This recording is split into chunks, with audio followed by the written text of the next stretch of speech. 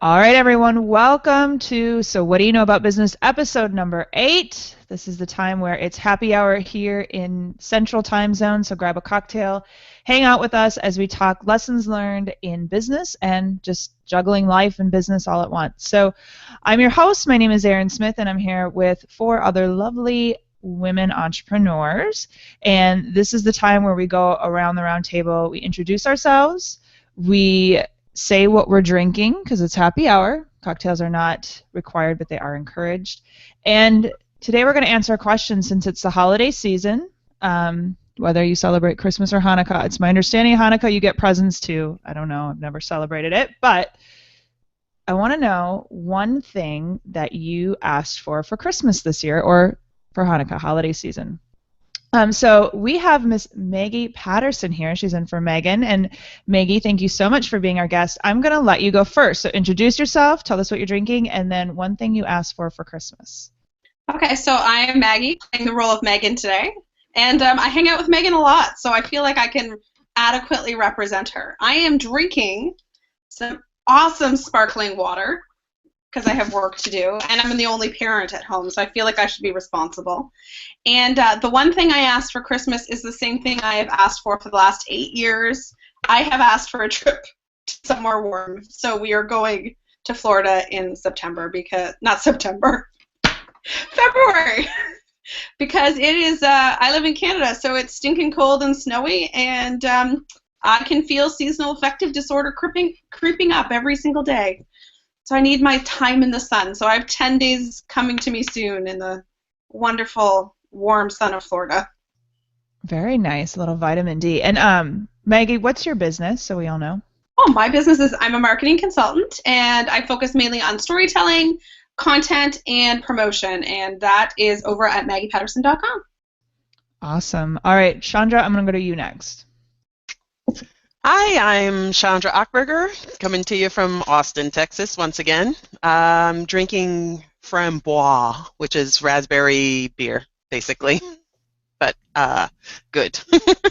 A little bit sweet, but have a little bit. I'm a serial entrepreneur. I have a whole bunch of things, but most currently and for good is chandrainc.com, which you can go to as of this evening and check out my story and a whole bunch of things and art and good stuff. Oh, what I asked for! Haven't asked for anything for Christmas since I was 12. Seriously, world peace, lots of wine, whiskey. All right. I can't get you the world peace, but I can get you some wine, okay? Sorry. All right, Andrea, I'm going to go to you next. Okay. I'm Andrea Trevelyan from takeasmartstep.com. I do small business financial coaching, and I am drinking a Pinot Grigio tonight, and I know this will shock you all, but I'm a little on the practical side. So for Christmas, I like to ask for stuff that I'm going to buy anyway so that we save money. So I asked for a gift certificate to the Dry Bar, which, if you're not familiar with the Dry Bar, is a place where you can go get a blowout. That's my favorite place in the whole wide world. You should ask for the Marbles does makeup too, if you ever need that, just so you know. Oh, did not know that. So, but a really awesome place. All right, Taylor, you're next. That is really smart, Andrea. I approve of that Christmas gift. I am Taylor Stevens. I actually just moved out to California doing my day job, but really moved out here to pursue my passion. And I know it's crazy, but still continue my business stuff on the side. So side hustling like crazy. You can catch me at TaylorJoy315 on Twitter. And today I actually am drinking something. It is 3 p.m. here in California, and I needed some coffee. So almond milk latte. Awesome. And what did you ask for Christmas? Oh, yes. The only thing I really asked for was yoga leggings. So and they're just like extremely expensive, but really good quality. And they just, I don't know. I hope I get some. If not, I'm buying them for myself. All right. Well, not a bad gift. I'm the practical one too. So my name is Erin Smith. I am with the Starters Club. I help people start and grow their businesses organically. I asked for a judgment-free zone when I tell you about my Christmas present because I want to show you a look into my ghetto house, okay? So we had a dishwasher we didn't realize it was broken, but it wasn't heating the water, and so JJ fixed it. And we put our blender top in there, and then this is what happened. So I don't know if you can tell. It's like totally bent here, if you can see this. So I've been blending things with this. You can't fit the top on, but it works. It's just ghetto. So I told these guys about this lame date story I went on Saturday, and became lamer when I asked for a Vitamix for Christmas. So I've become that person. I just bought myself a vacuum cleaner so that can go off the table, and now I'm asking for a blender. So I'm drinking beer. You should get the bullet instead of the Vitamix, because the bullet you get little tiny ones. No, this is the bullet. This Vitamix is the granddaddy of. It's like the grand poobah of blenders. So that's an okay thing to ask for Christmas. It's pretty lame, but I mean we use it, so. I stopped being cool a long time. I don't know if I was ever cool, but I really stopped being cool a long time ago. So, all right. So this is the time where we go around and we tell everybody what we learned in business. Maggie, I'm going to start with you, just because you are our guest this evening. So it can be anything from like a philosophical thing to a tool or an app that you found, whatever you did that made your life either an aha or your business much easier.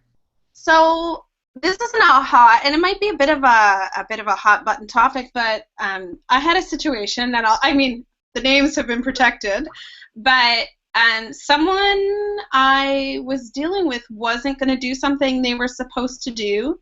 They essentially deleted my client's website, and we had no website. And then all the boundaries game came up, and coming out of that, I really thought about it a lot over the weekend, because I was really bothered by it, because I basically was left putting up a website, and I'm not a web designer, but we figured it all out. Like, I triaged it because that's what I'm here to do. I'm here to support my clients, and it made me really start thinking about the conversations that go on about boundaries, and I think that boundaries are really, really important. I mean, I have strong boundaries about vacation and time off and my family, but there's times when your boundaries are just not boundaries are an excuse. And I think that, like so many things in business, we have to be really careful. Like, we talk about being authentic, or I'm going to be honest, or all these different things. And like, boundaries is just another thing I'm going to put in that category of, like, yeah, it's good if it's done well, but if you're doing boundaries wrong and using it as an excuse not to do what you said you're going to do, I'm going to be mighty upset. So I think for me, one of the big things I'm going to do over the holidays is really think about, for me, what my, kind of thinking more about what my boundaries are, what my expectations are of other people, and be very clear communicating them. I thought I was, but I think that there's some lessons to be learned for the entire world about, it's not all about you. So that's my big aha moment. I know it was deep and heavy. No, so I'm curious okay, so I know you probably can't say a lot, but what you can say, like, was there people stepping on each other's toes? Like, were you all working on one big project and people were saying that's not my job, or people like overstepping?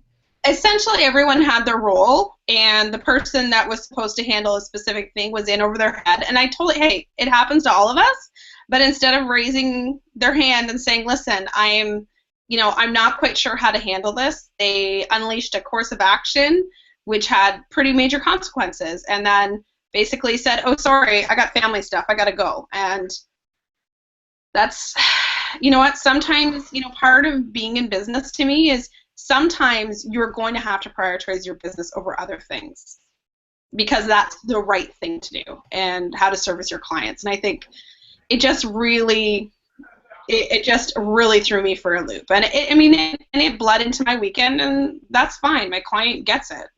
They understood what I did, but the other person looks pretty bad right now. Unfortunately, there's too many shady people. I mean, there's so many shady people out there that would do that. I couldn't sleep at night. That's me. But yeah. And I mean, I think that that's a thing, like when you're investing money with people, like really do your homework in terms of, does this person follow through? Are they experienced? Like really do your due diligence, because I think it's so easy to get burned. So easy. Especially when there's money involved, there's really just no excuse for not getting your stuff done. Like, that's number one rule of business, especially entrepreneurship. It's like you're working on your own time. Like, get it done and do it and be reputable. Yeah, and I think that people don't realize how fast their reputation can be ruined. I also think I think there's something to be said, like on both sides, right? Like I've fallen onto it both with clients and with employees, right? Where I've found, unfortunately, where expectations were not set specifically from the beginning, and that's kind of what I ran into at the beginning of this year, where it was just like, okay, I got a bunch of clients, and it was awesome, and the pay was good, but then I was just like, I didn't set expectations with the clients, and the clients were also like, just like, oh, we're gonna get all this, and then it was just like, okay, they got it, and I, finished it all up, but it was just like it railed, because I'm gonna follow through with what everybody's expectations are different, so they just need to be laid down on the line, I think, from the start, just so that it's, if somebody can't handle it, then it's just be like, okay, move on from the beginning, and don't say you're going to do something if you're not. Either end, from a client or an employee or contractor or whatever. So that's a bummer. I'm sorry, Maggie. Oh man, it was last week. I'm good now, but I really, I keep thinking about it, and like everything, right? What can I learn from my own business? And Chandra, you made like a really good point, because whenever I have laid out expectations prior to actually putting in the work with someone, it's always gone so much more smoothly. And like even having a contract, I've learned it's a huge deal too. And that puts it in black and white. Like, these are the expectations. It's written here. If you're not following this, then like essentially I could sue you.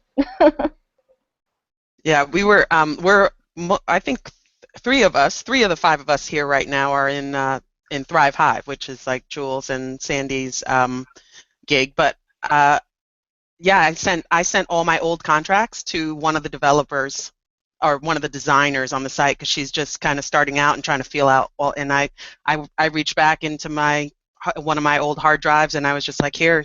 I mean, they're old and they're from other states, but like, just take a look, because it's so important to set these things. And I mean, I learned the hard way over the years, and it's not easy at all. Contracts, yes, contracts.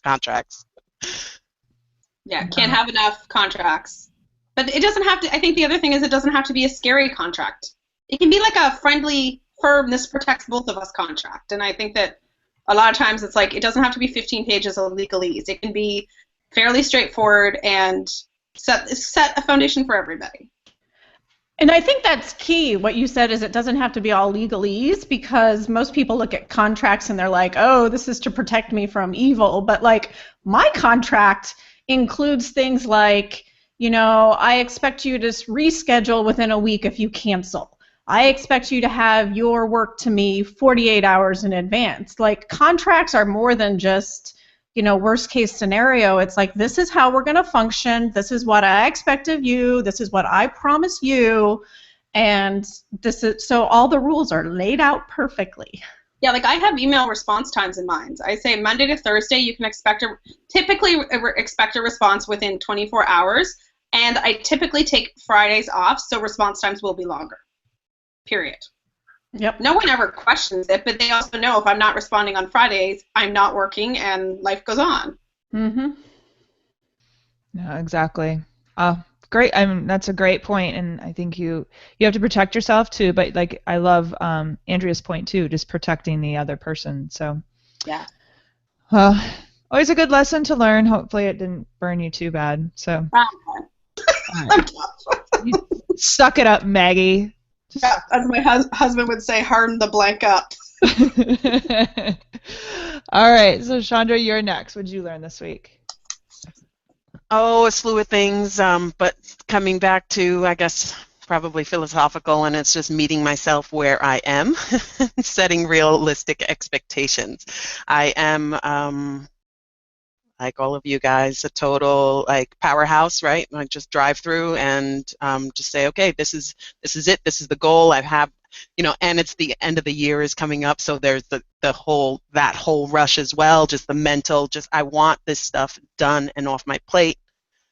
But I'm homeschooling, and and it's just like something that I just keep on forgetting somehow, that I have 2 children that I'm actually schooling here, and the rest is secondary. It just is, and that's why I've had to like restructure everything in my life, and I'm trying to do this rebrand, and I was just like, okay, it's going to be out like next Sunday, and my deadlines, and I'm not really good with time. I live very much in the present. It's just who I am. I'm not the best planner, and so like the way I see time is very much so like a creative. So I think because I love to do it, I have all this time in the world, because it's just going to be like, and I don't need a lot of sleep, so that's a benefit of like, it's just one of those things that my body just doesn't need a lot of sleep, so I'm like, okay, I can just do this. But the stop and go, the ebb and flow of being a parent, and anything really. I mean, like even Taylor's not a parent, and she's like just traveled cross country. Like I'm sure there are things that just come up when the things that come up in your life that just happen every day, right? Like it's just, I have to count those in for my deadlines, because they're just not.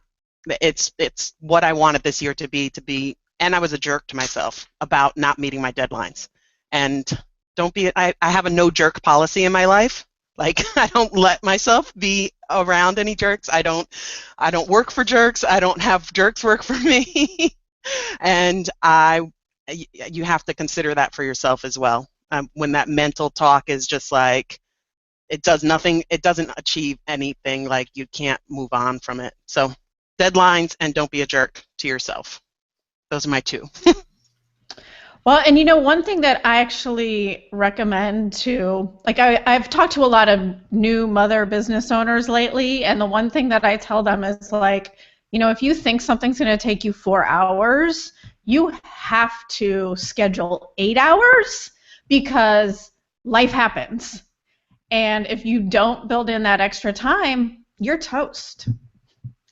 Yeah, I have that time built in, but it's just, I mean, I personally, because I'm not a new mom, I have a 5-year-old and an 8-year-old, but I'm new to homeschooling, right? So like, it's just like everyone, and my husband works from home, so like my whole family is up in my space all the time, and and I knew it was going to be daunting, but it does take an emotional and physical toll on me. So I mean, this morning literally I woke up at 4 in the morning to take a walk, because that's when I have the time to do it, and it just is what it is. But for the rest of it's seeing where it's at. Like if I was potty training 2 kids right now, there would just be no way. Or if I was, like if I had a toddler at home, I know my expectations would just, even now, like it always just changes along with the age. So set the expectations. Mm-hmm. To be realistic for where you are, wherever that is, Yeah. So isn't this your first year homeschooling? Yeah, it's our first year homeschooling, and it's something that I wasn't high on my list, but I have 2 genius kids, so I'm stuck with not being okay with mediocrity, and it's a choice, right? Like, so it is it is our choice, but I would rather have another choice with not everyone home all the time. But it's like I always say, your first year is the hardest. So like now you're making it through the first year. It will just you'll get into a groove. It'll get better. Or we can, It will. yeah. Or we can move to the Dominican Republic, and I can like, yeah. It always get better. It'll all work out. But I just wanted to talk about just setting realistic goals for yourself, and meeting yourself where you are.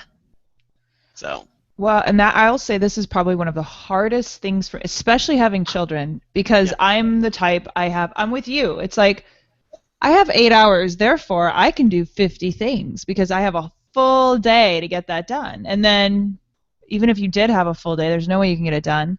Secondly, as a mom, I always could get things done before. I had this balance, and the thing is, like, I'm like, well, they're kids. This is horrible. I am not this bad of a mother when I say this, but sometimes you're like, I can plop them in front of a movie for a couple hours and get a couple hours of work done. But it's like, even if you're playing with them or the day ends and I'm exhausted, and I'm like, where did it go? What did I do? I can't say I knocked away 4 things. I maybe knocked away 2, but it's like, it's draining, and I can't imagine having to think about what I'm going to teach them and what they're going to learn, and teaching them that, and then running a business. And I cannot imagine, because I'm at potty training right now, and I want to like pull out my hair, but it's been the hardest thing for me as a mom, because I've always been, I will work till 4 in the morning every day and get it done. And I'm trying to every day, and it's just like I go through my day. I'm like, where did the day go, and why am I so tired? And I even have help. Like it's weird. It's the weirdest thing for me to try to figure out. Yeah, I think we talked about it in our group, and it's decision fatigue, right? So like by the time you do get to that time where the house is quiet and you can sit down and focus on something, you can't focus on anything because. And this is true for everyone as well. Like I think that they say like you have like 100 things that you can do in one day, like what small things, and then once that, it's like a bank, it's an energy bank for your ideas and thoughts and actions, and once those are spent, they're spent, and that's for everyone, right? So like so I listen to Tim Ferriss a lot, and he's just like, just the easiest thing to do, and I've heard this other places as well, is just like, don't plan out your morning so that like there's breakfast. You don't have to decide what you're going to wear, what breakfast you're going to eat, and I'm not there yet. I don't do this, and I'm sure it would probably help a little, but like so that you could like outsource your morning routine to someone, right? And so then you can have the rest of the day. But like we're making decisions for other people as well, not just ourselves. So that's why we're so tired. I mean, I think that's why we're so tired. You know what, though? I think that's such a good point. I think it's something like my son's 10. My husband, we just have like a crazy schedule. And I think I often forget like all the things outside of like work and directly related to them that I have to decide on. It's what are we going to have for dinner, and are we paying this bill or this bill, and oh my gosh, should I increase my investments? Like there's so many flipping things every single day. Like, should I call my mother-in-law today or tomorrow? Oh, should we go with them to that thing? Like, there's just a myriad of decisions, and it's like, there's only so many units in my brain. So I think, it's a very real thing. I've actually done research on this because I'm a bit of a science health geek, and you have a very limited amount of self-control and motivation, and the number one replenisher is sleep. So like when you do short yourself on sleep, you're like actually not replenishing it. But then there's things that you can do throughout the day that replenish it too. So like working out, or sitting and meditating for 5-10 minutes or whatever. But that, because we have like this infinite amount or small amount, like that's why you hit the end of the day and you're like, I need 5 glasses of wine, whereas in the morning you could withstand everything. By the time you hit the evening, you're like, no, I can't do it anymore. Yeah, I just start my morning with 5 glasses of wine and I'm good to go. There's things I wish I could. The bench in the shower, that's for whiskey, right? Like that's the whiskey bench. Exactly. That's where I keep my bar. All right, Andrea, we're going to move to you. What's your lesson learned? Okay, well, I have been working on, nobody's really paying attention to finance stuff, so I usually use December as kind of a way to work forward. And I've been working on streamlining some of my processes, and one of the things that I've been working on streamlining is social media. And so I just learned about this way cool tool that I'm crazy excited about called Meet Edgar. And you basically load in all of your social media stuff. Right now it just does Facebook, LinkedIn, and Twitter, but you load in everything. And then you put a schedule to it, and then it takes care of scheduling and publishing, which for me has been phenomenal because I have a file on my computer of like picture quotes, and I have a file of quick tips, and I have a file of my blog posts. And I used to have to go in and manually kind of go, okay, this week we're going to do this week we're going to go this.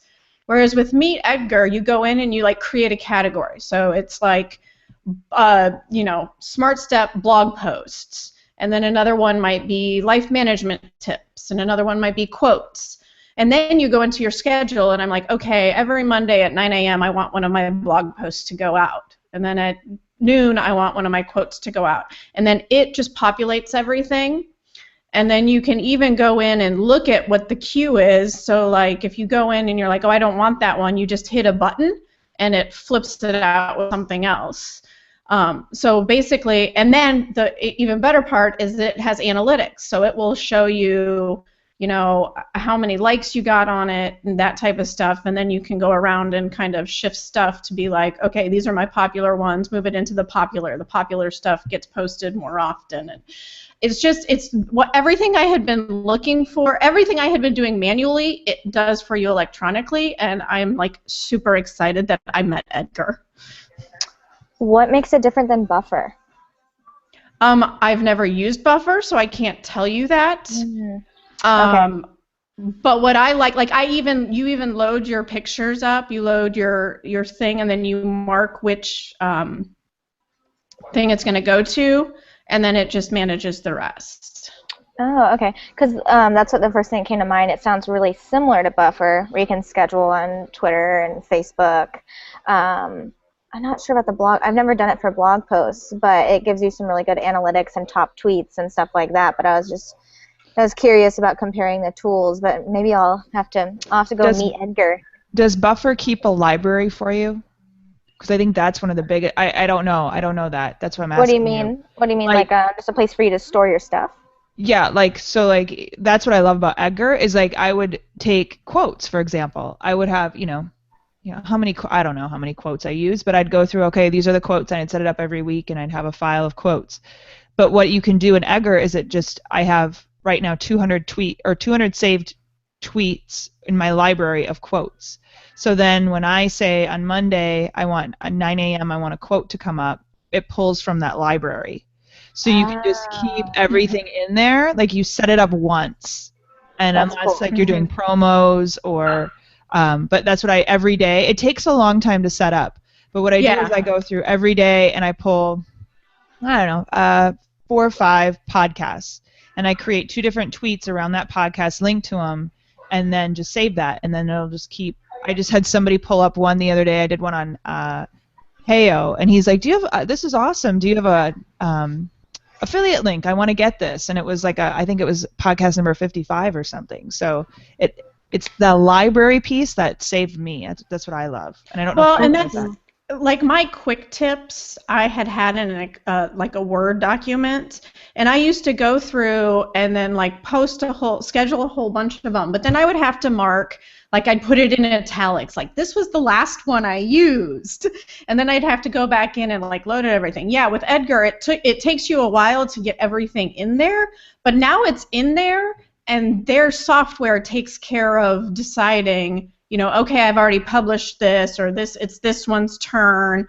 It does all the calculating for you, so I'm not posting the exact same picture 5 times a week, because I can sometimes forget what I've posted.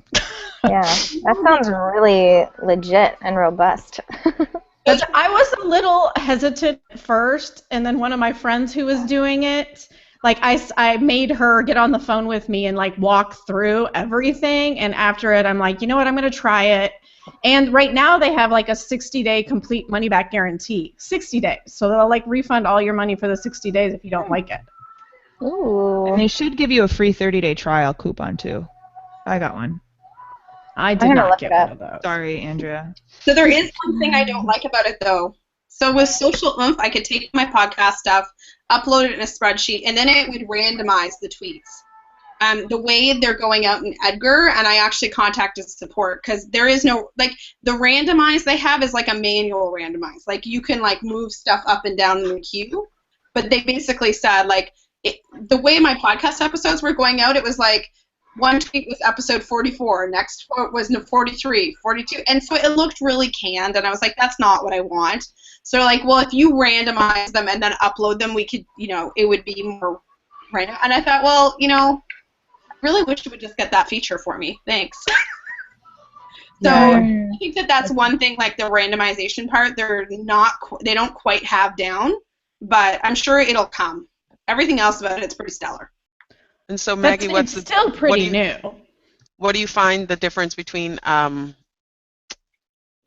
Social Oomph and Meet Edgar? Like, what are the main? I think the main thing is Social Oomph, way less learning curve. Price point, they're pretty much the same.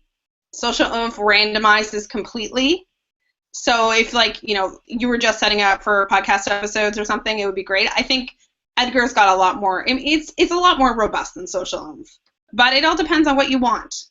So I did dump Social Oomph, and now I'm like, okay, well, we'll make Edgar work. But, I'm going to have to go do more work with the actual spreadsheet first. Or assign that to someone is what I should do instead of me doing it. Remind me about that. Exactly. Well, and I know somebody had a tip for me that it really is all about your categories. So, like, the more categories you have, the better it works. So, like, one of the tips is, like, for, like, the most current stuff, like my blog for the week, that goes into its own category, and then once it's been passed of the week, you go in and you move that one to a different category, because it's really easy to move things around. Yeah. And once it's in there, I think it's solid. It's just a matter of the setup is time-consuming. I don't know about you guys. I didn't find it super intuitive. Like, when I got in there, I was like, what am I doing? Yeah, I was the same way. I shut it. I'm like, whoa, no, can't do this. And I shut it down, and then I'm like, all right, let me go back. I'll try it again. And I found it more intuitive than Social Oomph. I actually thought it was really easy. It's funny. I guess just must be brain how we're wired, right? Like, yeah. I could have. I don't have to read instructions, and that I can just go in and figure out. So I mean, but actually, taking a tour of Edgar, I'm sure it would have been fine. But that seems crazy to want to follow the instructions. No, I'm such a guy that way. I hate instructions. It's like, just no. If I have to read your instructions, you suck. Like, that's just how I view it. Like, I don't want to read Hear, hear. I don't have time. Cheers to that. Yeah. All right. I'm Well, one who all right. reads, like, instructions out loud to the whole group to make sure everyone does it. So maybe I'll like it. No. That would be horrible. All right, Taylor, you're next. All right. So those of you who have been listening to us for a little bit, or maybe you're just new, know that I do have a day job, and so I recently moved out to California almost, I guess, like 5 days ago, to really pursue my passion, but still do my freelance writing and marketing, consulting, online marketing on the side. And I think the thing that I've really learned, because I've been trying to get settled, I started my day job transfer like 4 days ago, and just kind of like getting into the swing of things and like figuring out like my grind, so to speak, is that you really have to put yourself in the right place to make things happen. And now that I'm here, like, I truly feel like things are going to happen, and I feel I'm in the right place for them to happen. And it's a really cool feeling, just knowing that I'm where I need to be to really accomplish, this big dream of dancing and acting. And just like the resources around me they're incredible, and I feel like I've really put myself in the position to find the success that I'm looking for. Although that I haven't done the whole, like, I don't have an agent yet, like, I don't have that many contacts yet out here. I still have like my remote contacts, and of course you ladies, but it's just cool knowing that I'm in the right place to make it happen now, and there's absolutely no excuse. It's all up to me. You've been there for 5 days, and you're like beating yourself up that you don't have an agent yet, and that you don't have the right contacts. And then you said, "I've been here for a little while." You've been there. You haven't even been there a week. No, I'm just trying to put it into perspective. Like I haven't done anything, but I'm in the right place to do things. You showed up. That is the most important part. Like, no, it cracked me up when you said that. You're like, I've been here for a little while. 5 days. Like, what? I'm like, what? No, it's not even like, it's not even a little while. That's not even a vacation. That's not even a full vacation. I know. I'm just so anxious for it to all happen, Like, I'm just so excited. Taylor, I would also advise you not to necessarily count on just us for your Rolodex. No. I know. Like I said, we're the wrong people for that. Well, I mean, just like staying in contact with people, because literally, like, I have a few friends out here, but I'm building a whole new network, and I haven't been able to start that yet. So tonight I'm going to take my first dance class out here. It's been a while, so I'm going to go do that. And so just putting that part of me first. And it's too bad that Megan isn't on this episode, although, I mean, Maggie, you're phenomenal. You're great. It's just she did this whole Instagram challenge this past week, and it was the whole she did like this post-it planning thing for like 2015, and it was really cool. Like, I hadn't, like, my closest friends knew what I was doing and knew what I came out here for, but I was posting on Instagram, and it really, like, kind of made me get the word out there even more, and like just expose myself even more to like what my mission is and like goals. And it was really cool doing that on Instagram, and like getting clear with myself too. Just like, because she had a day where you had to write your priorities down, and I said like priorities, getting into class to prepare for auditions, and just like making it really real, I guess, to everyone else. Like, made it like just gave me that much more like gusto to pursue it too. Well, and it's so important to do that too, because I always tell people this, whether it's entrepreneur, whatever it is, you have to start talking about it like you're in it, because you never know who you're going to run into. I've seen it too many times. Oh, I know. So like the people, like, perfect. Did I tell you guys the story about the Animal Sanctuary Best Friend Society? I don't know if I told this, but I met a guy at 10X, and we started talking. I brought up rescue. My dream is to start my own rescue. He's like, oh my God, I know so-and-so who's co-owner of Best Friends Animal Society. They're the group who took Michael Vick's dogs. And it was like, oh my God, you just never know who you're going to run into. And so you have to start, well, I kind of want to be in this maybe next week. No, this is what I want to do. This is who I am. Not that you're looking for that, but when you talk it, people will sense your energy, they're going to sense your excitement, and they're going to want to introduce you to people who you want to be introduced to. So it just, it's huge. Yeah. And I truly believe that too. Like, even the very short amount of time I've been here, I felt that way. Because I feel like I'm telling people with, what's the word? Like, conviction. So, fingers crossed. No, that's awesome. You're making your luck. It's awesome that you're there. Thank you. Cool. I agree. All right. Well, mine's not too long because we're running out of time. So this week, I feel like we talk a lot of same themes all the time, and I think we've talked about this before, but it was just really hit the nail on the head this week, and it's something I tell in my courses and tell people, and anything I talk about. It's really, don't be looking sideways with what you're doing.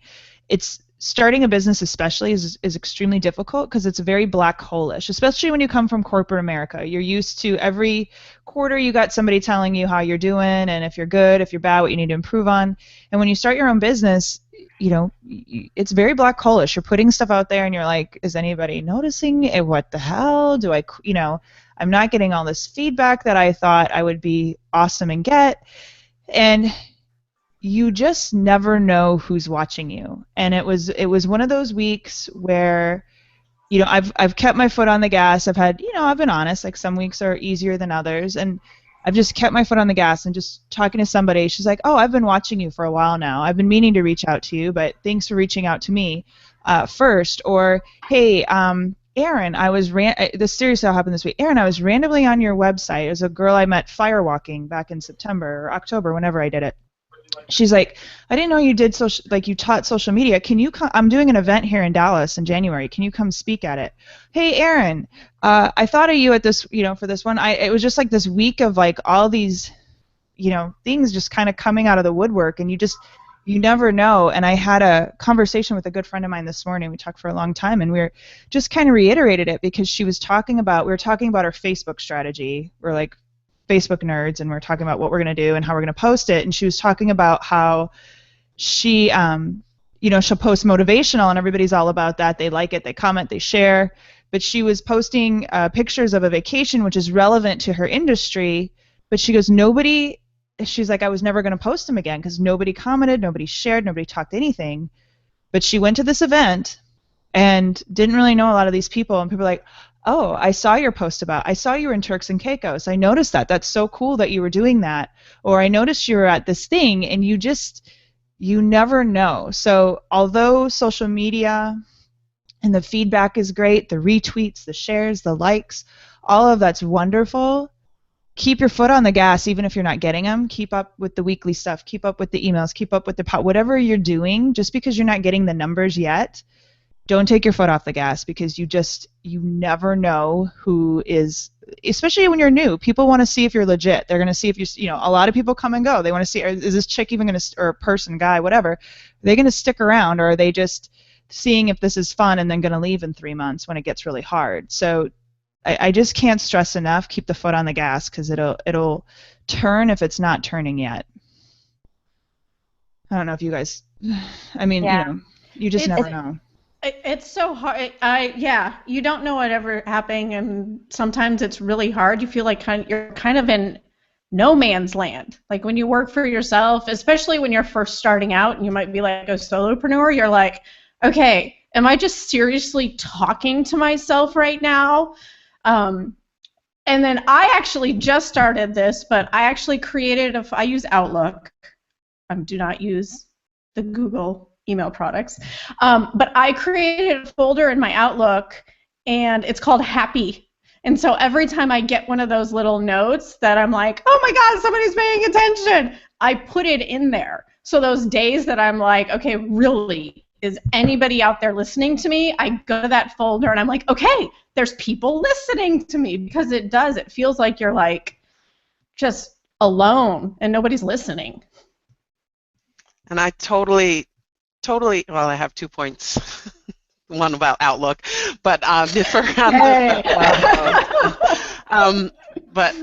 first one is, it is showing up, and then also I stopped taking clients in July, and I'm starting to look at my numbers again, and the daunting of changing my name throughout, but it's still I was very happy, and even today I thought of it. I was just like, I'm happy that I'm still out there, right? I'm still involved, I'm still tweeting, I'm still on Facebook, and even though it's not what I originally started the year out with, I'm still showing up, and I've made so many connections this year, even though it didn't go exactly the way I wanted to. And it's like everything, at a party, you never know, the same as don't be a jerk, but it's also you never know what because people sit back and watch. They do the same thing in real life as they do in social media. It's just magnified. It's just getting out to so many more people, and that's why I like numbers, because I was a math major, so I love looking at numbers, but I don't obsess over them at all. I also don't I don't look at somebody's clout score, whether or not I'm going to talk to them. I just care whether they're a genuinely good person. And if somebody's this person, everybody's trying to chase down, and they have this, and then they're a jerk, I'm just no, I'm not going to associate with them, right? You just need to show up and put yourself out there. Outlook. A lot of other email programs just totally deny any emails that come from Outlook because it's because so many spammers send from Outlook. So it's kind of like you're doing yourself a disservice by using Outlook. I'm just gonna put it that way. I'm letting you know, like, it is like it's kind of not. I mean, it's not great for if you're trying to build an email list at all. You need to switch to something else. You know what? I've tried before, and to me, going back to the intuitive, the way your brain works, I freaking think everything else is impossible. So. Yeah, no, if you're getting it done, that's fine. I mean, I want to let you know as far as numbers go. I mean, yeah. People are just going to have to add me to their safe sender list, damn it. You're not smart enough to do that. No email from Andrea. You know what, Erin, I'm really glad you brought this up, though, because I think that's one thing we forget. It's not the individual tweet. It's not the individual Facebook post. It's the body of work. It's the ongoing commitment. Like, I face this with clients all the time. They're like, well, that media hit didn't. I'm like, it's not the one thing. It's all the things. And I think that the more we, like, check in with ourselves and, like, realize, like, hey, I'm doing the right stuff, keep going, you're good. And it's easy to think that too, like in the online world especially, like, oh, is this content that I'm putting out there does it even matter? Like, are people seeing it? And you make a really good point that, like, if you just continue, just like Chandra was saying, like the whole thing, just keep showing up and putting stuff, like, people come out of the woodwork. It's crazy.